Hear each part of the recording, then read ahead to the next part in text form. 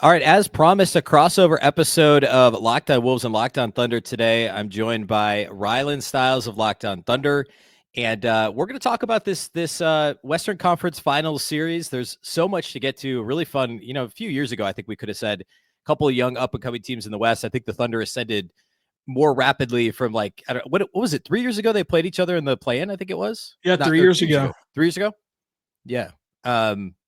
Which, like, you know, obviously SGA was the best player on the team then. It was on the Wolves, but like so much happened around them and a lot has changed over the last few years. So a lot to get to today on the show. The way we're going to do this is I'm going to ask Rylan a couple questions about the Thunder and kind of his take on the series. And then we're going to flip it. We'll do the opposite. Rylan will ask me some questions about the Wolves and what to expect in the series.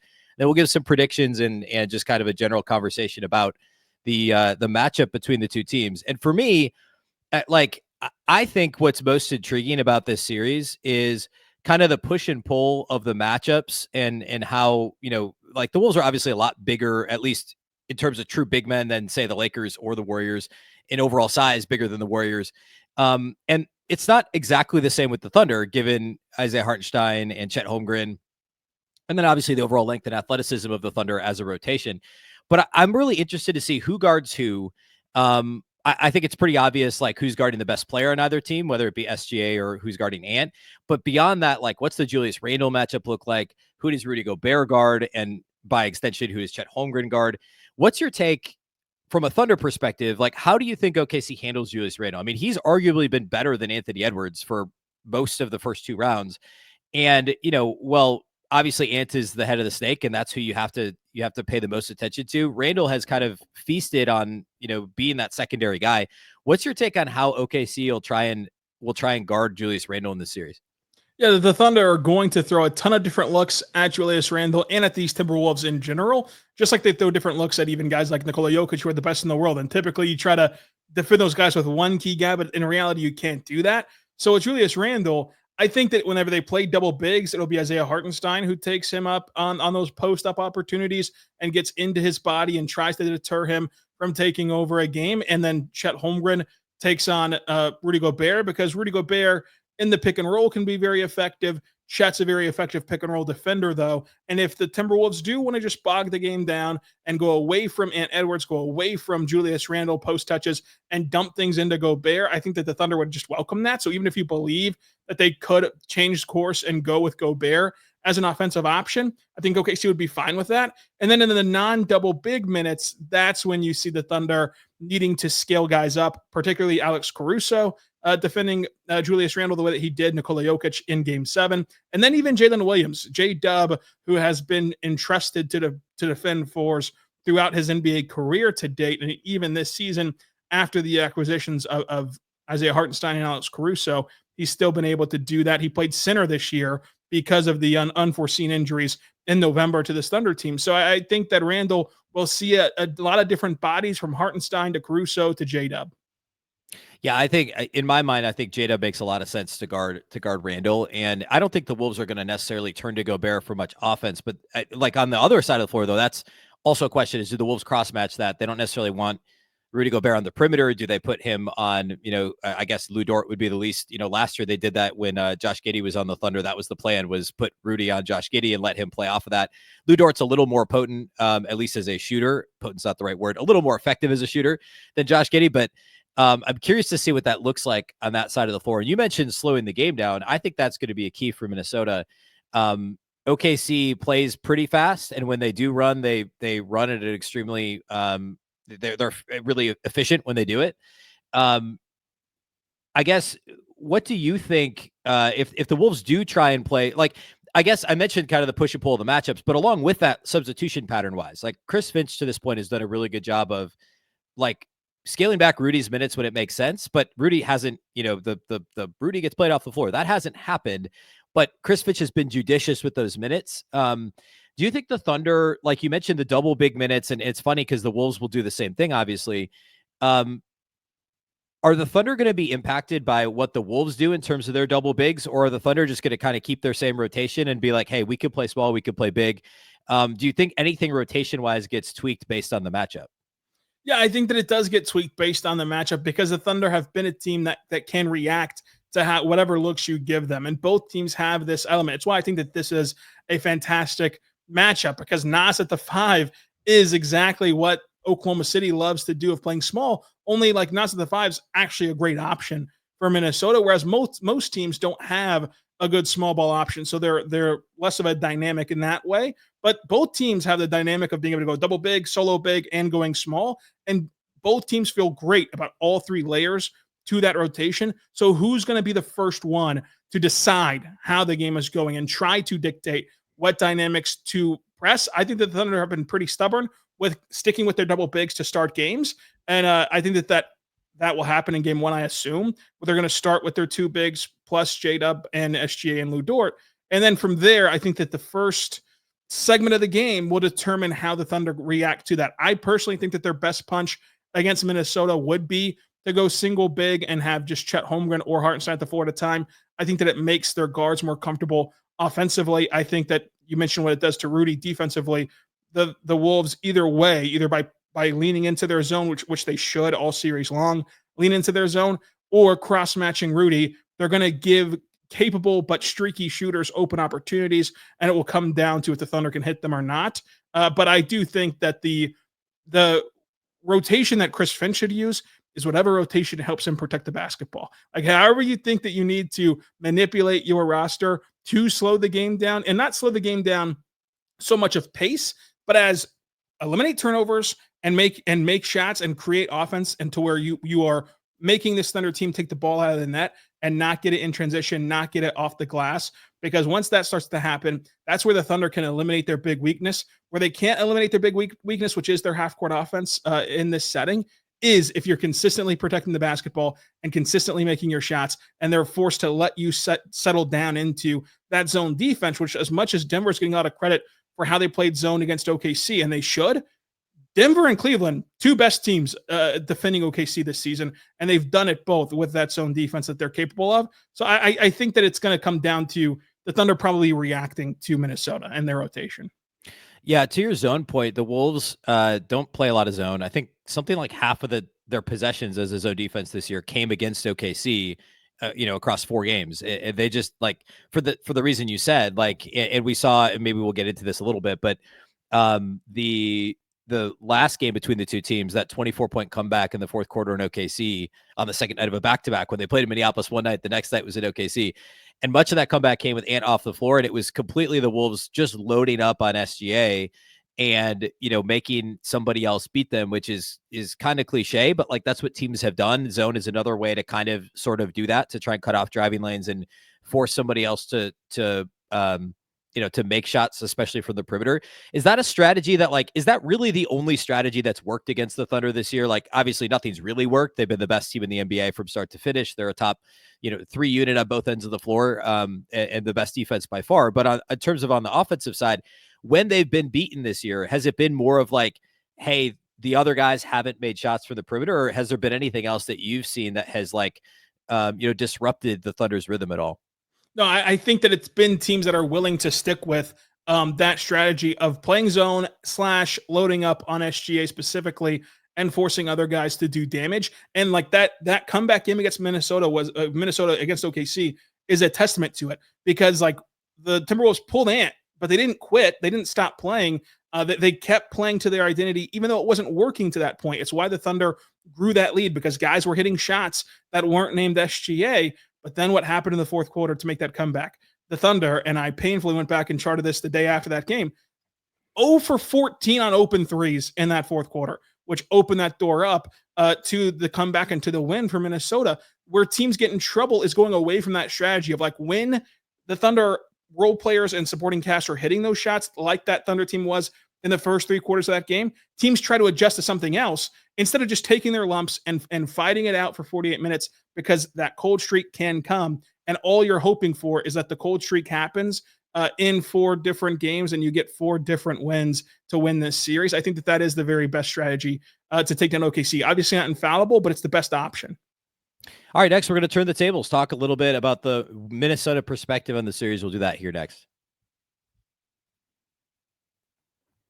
Today's episode of Locked On Wolves and Locked On Thunder is brought to us by our friends at Car Gurus. Shopping for a car should be exciting, not exhausting. But between the confusing prices and hidden fees, it can feel overwhelming. That's why I love using Car Gurus. They help you cut through the noise and show you the best deals with full confidence. With over 4 million listings, Car Gurus has more new and used cars than any other major online marketplace in the U.S. They verify dealers, provide real price analysis, and give you the tools and data you need to make the right choice without second-guessing yourself.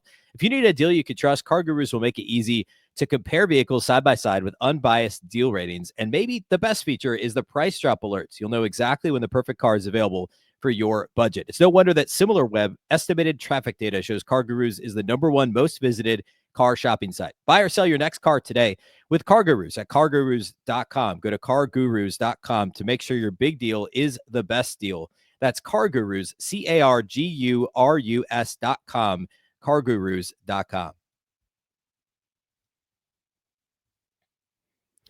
All right, let's talk a little bit about the Wolves' perspective on this thing, Rylan. What do you got for me? Yeah, the first thing I have for you is just is kind of bucking the trend of what we just talked about. Obviously, it'll be a team effort for defending SGA and for defending this Thunder team.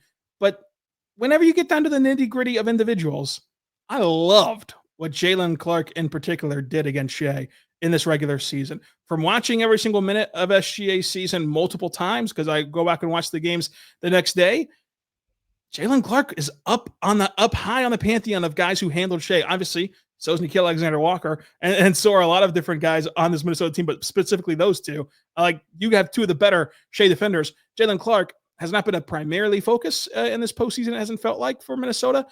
Is it in Chris Finch's identity to swing him back into the rotation for this matchup? I don't think so. I hope I'm wrong, but here's I think there's a break. Well, I don't know. It wouldn't be a great break glass in case of emergency situation if that's, but I do think that's like a fallback plan. I think plan A is obviously Jaden McDaniels, which everybody knows, but he's also prone to foul trouble. We know what SGA can do in terms of drawing fouls. I think Jaylen Clark is probably like Gilgeous-Alexander Walker would be next man up, and then it's got to be Jaylen Clark. I think the calculus, though, and the reason why I don't think he'll be in the rotation to start the series at least, is because the Thunder are such a good defensive team, and the biggest challenge for Minnesota is going to be, can they score enough in the series? Because while the Wolves have a good offense, the Thunder have a historically good defense, and they turn teams over a lot, as you mentioned last segment, and the Wolves turn the ball over a fair amount, especially in these playoffs so far. And Jaylen Clark is a, at best a net neutral offensively. He would be the worst offensive player in the rotation, depending on your feelings on Rudy Gobert or Mike Conley at this stage in Conley's career. But Clark just doesn't do a whole lot offensively. He's better, to be clear, he's better as a rookie offensively than I was expecting him to be. He was very limited at UCLA as an offensive player, so I wasn't expecting him to suddenly be decent in the NBA, but he was surprisingly good catch and shoot, around 40% on threes, very, very low quantity of attempts. But I think that the calculus here is, yes, he'd be a good matchup on the defensive end, but he doesn't give you enough on offense, and there's no margin for error there against this Thunder defense. So I do think there's a chance, hey, if McDaniels is a quick foul trouble, if Nikhil's, he was cold in the Lakers series, if he's cold to start this series, say they go down 2-0, they go back to Minnesota, maybe it's a bigger picture adjustment. It's like, all right, we got to go Jaylen Clark. The reason he played against the Thunder in February, obviously, was injuries. DiVincenzo was out, and among others, I think Conley missed a game. But I agree with you. On the ball, this side of Jaden McDaniels, he's arguably the Wolves' best pound for pound defender. It's just is there enough offense there from a rookie in the conference finals to go against the league's best defense? I'm a little dubious that that's the case.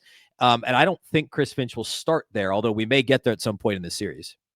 And along that same line would just be, when you look at this Thunder's defense and Minnesota's defense, they're both exceptional.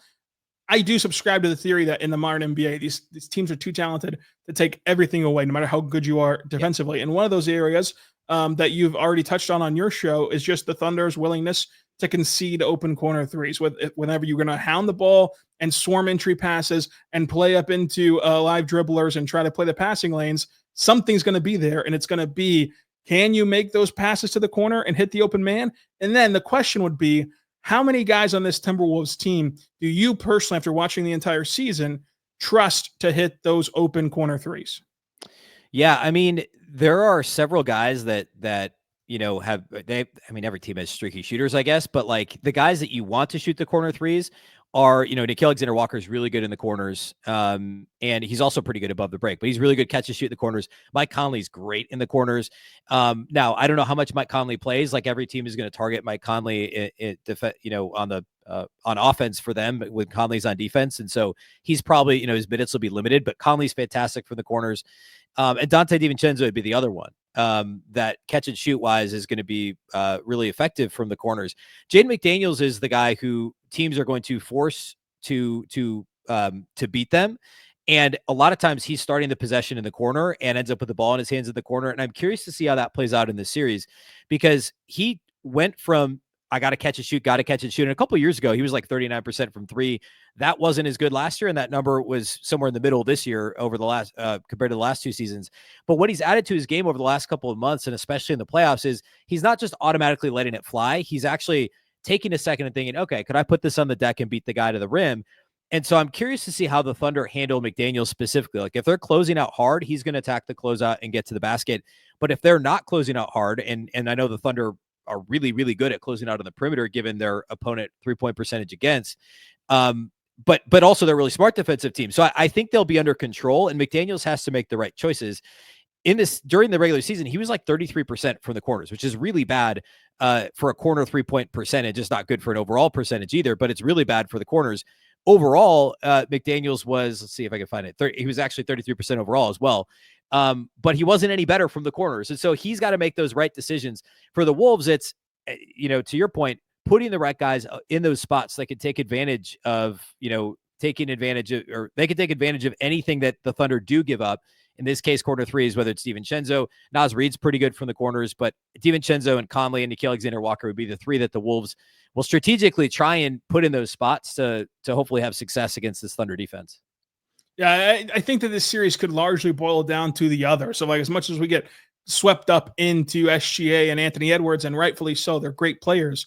Like, what are the Thunder going to be able to have their streaky shooters come through for a series against this cross match and Minnesota zone? Is Minnesota going to have their streaky shooters come through whenever the Thunder for 2 straight years now have been willing to give away corner threes? I think that Naz Reid is a guy that could easily join the list of Thunder killers. Every team has these guys that like just kill their team. I think that Naz Reid can have a huge series in more than one ways, but specifically getting hot from the corner in the 3-point arc, of course. Now, when you're looking at Minnesota, another question would be, what in a playoff setting would you be more comfortable with if you had to rank these from 1 to 3? Double big, which we'll call Randle, of course, and Gobert. Just one of them on the floor at a time, or Naz Reid at the 5. I don't know if you want to call Naz Reid small, so I won't say small ball, but Naz Reid at the 5. I mean, it's so, the context obviously matters. In a vacuum, I think they're best with both Randle and Gobert on the floor, and recency bias. They certainly have been best that way in the playoffs. You could go back to when Randle came back from injury, basically March 1. They've been great offensively with those two on the floor together, and better defensively than when Naz is on the floor. I think the defensive. So if I had to rank them, I'd go double big first, and I'd go Naz at the 5 last. Naz at the 5 is challenging defensively. Now, of course, if you're playing an ultra small lineup, which OKC has the ability to play ultra small, then that's probably what the Wolves would do. And it can be a very dynamic offensive unit, depending on who else is on the floor. But defensively, that's pretty untenable, especially if you're playing against any sort of size. Naz is not that big. He's like 6'9"ish. He's very long and he's very athletic, but he's not a consistent enough rebounder. He's got good games here and there rebounding the ball, but he's not a consistent enough rebounder or a consistent enough, post defender or really pick and roll defender either. He's actually pretty good in space. Like if he ends up guarding somebody that's his size or even smaller on the perimeter, he can hold his own, although he struggled a little bit more than I wanted him to against Jonathan Kuminga in the Warriors series. But on the perimeter, he can be okay. He gets mixed up in pick and roll coverages, isn't great. He's not great, down low if he finds a big that wants to take him into the post. He's a pretty good weak side help side shot blocker. So there are some pros there when he's at the 5, but I think the Wolves are most comfortable. Like Naz Reid is a really good player. He won 6th man of the year last year. He was actually better this year, but wasn't going to win the award because the Wolves didn't win 56 games. But like they're at their best when it's Julius Randle and it's Rudy Gobert on the floor together. The ceiling of the team with those guys, because they both, Randle at this point is kind of sort of a two-way player. Like, believe it or not, I know it surprises Knicks fans, but he's been pretty good defensively. And so depending on the situation, the matchup, that a lot of times that is the Wolves, kind of best unit is having those two on the floor together. Yeah, that's why I love doing these crossovers, because to me, Naz Reid's like the boogeyman of like, I think that he can take over this series. And to hear you put him third on the list, which is, I know you're not sliding him, it's just comforting in a way, because I had him number 2. I thought, of course, your fastball is Randle and Rudy, but against the Thunder team that has inconsistent at best rim force, or, just full head of steam, attacking the rim at will and going up strong at the rim. They have a lot of guys on this team that don't go up strong enough. To where I think he's a really more than passable rim protector against OKC. I think that he takes away a lot of the Thunder's 5-out offense that they like to play because of all of the reasons that you mentioned. And then I don't want to, the Thunder I would not want to give up corner threes to Naz Reid and let him play off the back end, like you're mentioning, attacking closeouts or just cutting around this Thunder defense, which can get lost at times if you are gambling a tad too much, if your eyes get a little bit wide after creating a few turnovers. Yeah, and the thing with Naz is, I mean, he's one of those guys that is super streaky. Like, he scored 23 points in the first game against the Lakers. He had 6 made threes, and since that point, like, he scored in double figures. I guess 4 out of the ensuing 9 games. So like, he's pretty hit and miss. But there was a stretch during the season where he got hot from 3, and he could not miss, and that could easily happen. And to your point, like, he could take smaller guys off the dribble. He could also take him in the post. He obviously could take bigger guys off the dribble. So, and I thought I had him as my X factor in the Warriors series. I thought, given the weird kind of size that the Warriors are, that he would have a big series. He was really good in game 1, which they lost. He was like their only offense. And then after that, he was pretty quiet. So he's probably due. And there could be a little bit of recency bias there for me there as well, with Naz having a mediocre kind of pedestrian series against Golden State. He's probably due. And you're right. Like, the Thunder are a matchup, if I remember correctly, he had at least one like 2015 or 25 and 15 game in one of his starts against OKC. So like, it's a matchup that I think can work well for him. Definitely. Yes. Okay. We're going to go ahead and give some predictions and chat a bit more about this matchup and close out the show here next. Today's episode of Locked On Wolves and Locked On Thunder is brought to us by our friends at Skims. When I found out that Skims was making underwear for men, I was intrigued. I've heard so much about their quality from friends and family, so I had to give it a try. And let me tell you, it lives up to the hype. I've always had issues with underwear, fit, comfort, or just finding the right style. Skims changed all of that. Their men's line offers something for everyone, from boxer briefs to classic briefs, all designed with the perfect balance of comfort and style. I chose the Stretch 5-inch boxer brief. They are comfortable. They don't feel like workout underwear, but they help you when you're active. I walk around quite a bit, especially for work. I go on walks with the dog and the family quite a bit, and they are extremely comfortable. It gives you all the movement you need for anything you do throughout the day. You don't feel like you're wearing gym clothes. Plus, they never lose their shape and they don't ride up. And definitely, it's definitely the way to go. Shop Skims Men's at skims.com/LockedOnNBA and Skims stores. Let them know that we sent you after you place your order. Select podcast in the survey and select our show in the drop-down menu that follows. Skims is the official underwear partner of the NBA, WNBA, and USA Basketball.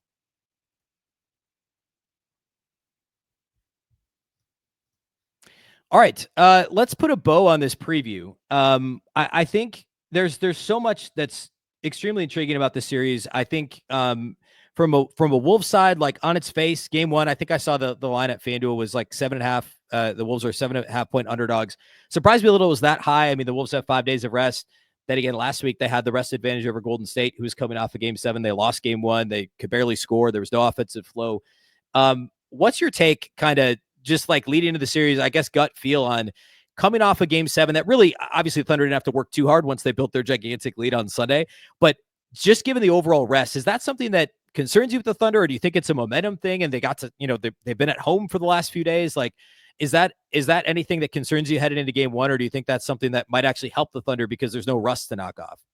Yeah, we're about to find out, because not to have a cop out, but for the first time this playoffs during a series, the Thunder got consecutive days off on Friday and Saturday, both in OKC, because they left right after game 6. So 2 days at home, played game 7, day off today at home in OKC, and now you're going to play game 1. And this is the first time that they've ever had the rest disadvantage with this current group. Like, they've never played a series on this type of a turnaround. They were waiting for the NBA play-in for the first round 2 years in a row, and then 2 years in a row, they finished their first round series before the 4-5 matchup. So this is very new territory, and we'll see if the Thunder can parlay some of that momentum from that game 7, which was a big weight off their shoulders, not just to win the second round series, but to finally beat a really good playoff team instead of, the drudgers of who you've beaten the past couple of times with the Pelicans and the Grizzlies. So we'll see if they can carry that momentum in. I do think that the rest disadvantage is kind of equalized by the fact that you've played one game in the last 4 days, considering it could have been way worse, like an every other day scenario, like what Denver was dealing with heading into their game 1 that they still stole in OKC. So I don't think it'll play a huge part in it. It'll just be interesting to see how the Thunder react to being on this side of things for the first time. I do think that what people are missing, and I'm sure that I'm preaching to the preacher here, the notion that Denver OKC was for the NBA championship was always malarkey. I mean, like I can make a very strong argument that this is for the NBA championship because it is. I think that the West will win the NBA finals, but this is going to be a tough series that I could see going either way. Yeah, that's kind of where I'm at too. And I think in a minute here, I do want to try and make predictions. Not try. I'm going to make a prediction, and I'd love to hear your prediction as well. I do think it goes 6 or 7, and it is. It's not a coin flip. The Thunder are the favorites, and for good reason. They've had a historic season, really on both ends of the floor, and so the Thunder are the favorites. But I think it goes 6 or 7, regardless of who ends up winning the series. I don't know. For me, I guess let's talk a little bit. X factor is such a cliche thing, but I think it is important. Like the way I would phrase it is which non-star player impacts the series the most. And so I would, obviously take SGA, and I would take, at this point, Randle off the table, like the big names that you'd expect to really impact the series. In my mind, on the Timberwolves side, you mentioned Naz Reid. I think that's a really good answer. I'm going to go Jaden McDaniels because I think the Thunder are going to cheat off of him a little bit. And with the way that the Thunder, pack the paint and do allow some corner threes, I think there's going to be a lot of opportunities for McDaniels to either make the right choice and score a bucket or generate something for a teammate, or make the wrong choice or miss an open shot. I think he's going to be the guy that can really punish some of the decisions, the choices the Thunder have to make. Even more so because there's Thunder have more size than what Gobert has faced so far in the playoffs. He's going to be impactful, but I don't think he's going to be a big part of the offensive game plan. I think McDaniel, and also we could say on defense too, guarding SGA, not getting into foul trouble, doing a good job guarding SGA. I think McDaniels on the Wolves side is going to be key to watch on both ends of the floor. What's your take in terms of a Thunder quote unquote X factor player to impact the series in a big way that's not SGA? I think for the exact same reasons you laid out for McDaniels, it's going to be Lu Dort for OKC. I think that defensively, he will get the first crack at Ant. I could see this series unfolding where Kaysen Wallace and Alex Caruso are better Ant defenders than Lou because of, for one, Caruso's ability to present bigger size to him, functional size to him. And for Kaysen, his athleticism can match Ant's athleticism closer than the other two. But Lou will for sure get the first test at defending Ant. And if he's going to be able to hold up and wear down Ant, and you have the cavalry coming off the bench, that's a huge dynamic. But the only way that Luke can stay on the floor is if he's able to hit his shots from 3. And no matter what the Minnesota Timberwolves want to do defensively, whether they want to play zone or they want to play man and cross match Rudy onto Dort, they will undoubtedly be funneling open threes to Lu Dort. And this is a guy who has not shot the ball well this postseason, but did shoot 41% from 3. So he's gotten his career average as a guy who started out as a nothing burger from beyond the arc. His career averages is now 36% from 3, and this season was 41% overall.